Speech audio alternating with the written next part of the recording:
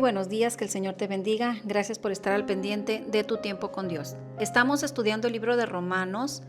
Hoy lo vamos a hacer en el capítulo 7, del 7 al 25, y el título es La ley de Dios. En el primer versículo, el apóstol Pablo hace la pregunta: ¿la ley es pecado? Y él contesta: de ninguna manera. Pero definamos qué es la ley y qué es el pecado. La ley en la Biblia se refiere a un conjunto de instrucciones o enseñanzas dadas por Dios para guiar la vida moral y espiritual de su pueblo. ¿Qué es pecado? Pecado es infracción de la ley. Como dice 1 de Juan, capítulo 3, versículo 4, todo aquel que comete pecado infringe la ley, pues el pecado es infracción de la ley. Santiago 4:17 dice que el que sabe hacer lo bueno y no lo hace, le es pecado. Yo se los explico a los niños de esta manera: pecado es pensar, decir y hacer cosas que a Dios no le agrada. Y el salmista lo dice de esta manera: la ley de Jehová es perfecta, que convierte el alma. Y entonces podemos llegar a la deducción que el problema no está en la ley, sino está en nosotros. Pero esos peros, como dice el apóstol Pablo, pero yo no conocía el pecado sino por la ley, porque tampoco conocería la codicia si la ley no dijera, no codiciarás. Versículos 8 al 10. Mas el pecado, tomando ocasión por el mandamiento, produjo en mí toda codicia, porque sin la ley el pecado está muerto. Y yo sin la ley vivía en un tiempo, pero venido el mandamiento, el pecado revivió y yo morí. Y hallé que el mismo mandamiento que era para vida, a mí me resultó para muerte. Versículo 11. Porque el pecado, tomando ocasión por mandamiento, me engañó y por él me mató. Versículo 12. De manera que la ley a la verdad es santa y el mandamiento santo, justo y bueno. Bueno, parece como un trabalenguas, no sé, acertijos, pero vamos a tratar más o menos de dar una explicación a esto que el apóstol Pablo se está refiriendo. Entonces, ¿podríamos llegar a la conclusión de que la solución al problema es no tener ley? Pablo volvería a contestar: no, claro que de ninguna manera. Porque volvemos a decir que el problema no está en la ley, sino en nosotros. Por ejemplo, a nadie pueden multar si va a una cierta de velocidad y no hay señalamientos.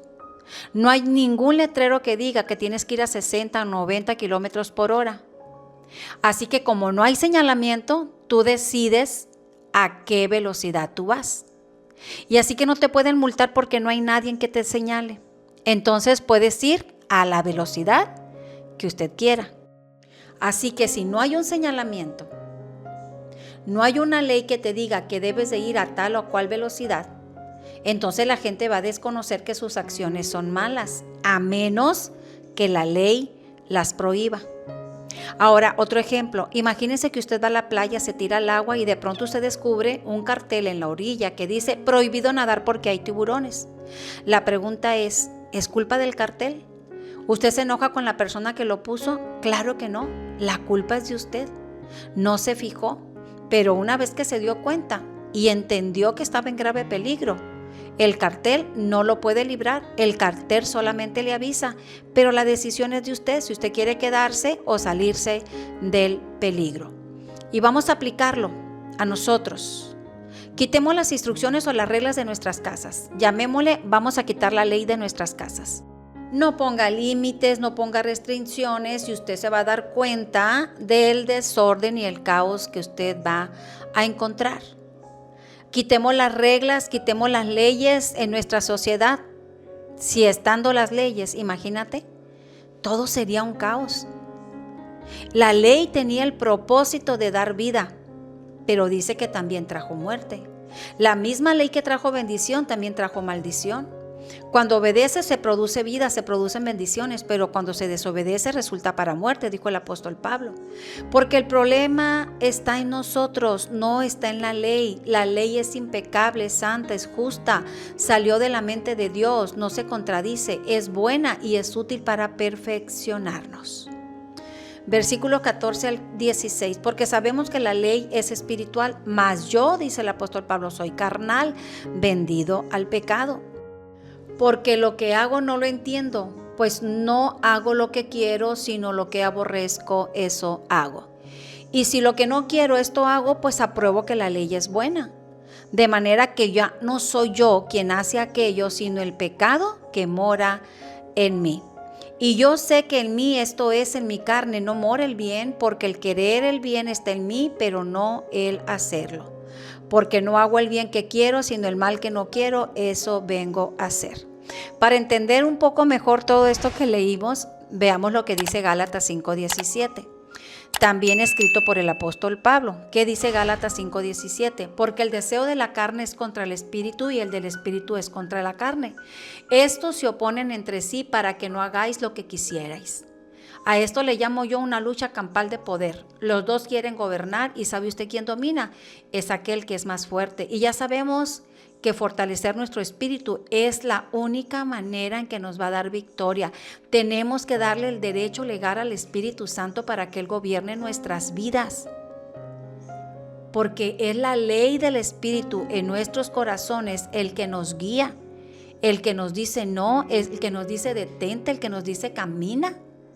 Entonces, tenemos que alimentar nuestro espíritu para que el Espíritu sea el vencedor. Termina el apóstol Pablo con una fuerte declaración, con una pregunta: ¿quién me librará de este cuerpo de muerte?